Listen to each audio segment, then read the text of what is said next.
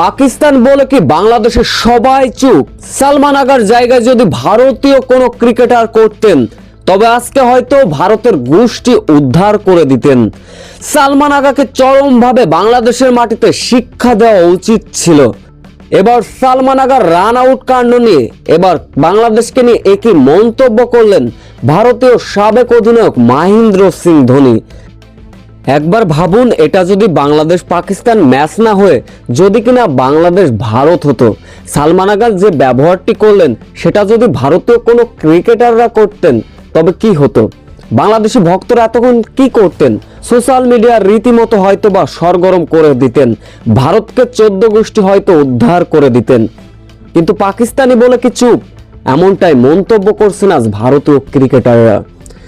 বাংলাদেশ পাকিস্তান দ্বিতীয় ওয়ানডে 39তম ওভারের প্রথম বলের ঘটনা।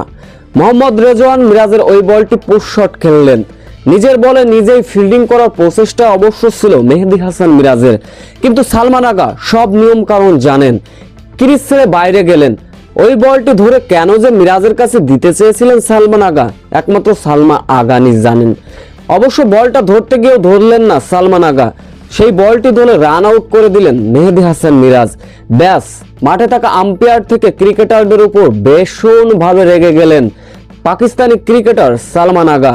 আউট দেয় বাংলাদেশি ক্রিকেটার মেহেদী হাসান মিরাজ থেকে লিটন কুমার দাসদের গালাগালি গালমন্দ করলেন। রাগে পড়েই মাঠে হেলমেট, ব্যাট, প্যাড সবকিছু ছুঁড়ে ফেললেন সালমান আগা। এখন প্রশ্ন ভারতীয় সাবেক ক্রিকেটারদের, পাকিস্তানের জায়গায় যদি এই ব্যবহারটা আজকে ভারত করত তাহলে কি করত?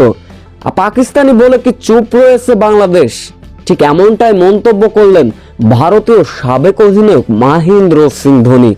তিনি বলেন এটা একটা অপ্রীতিকর ঘটনা।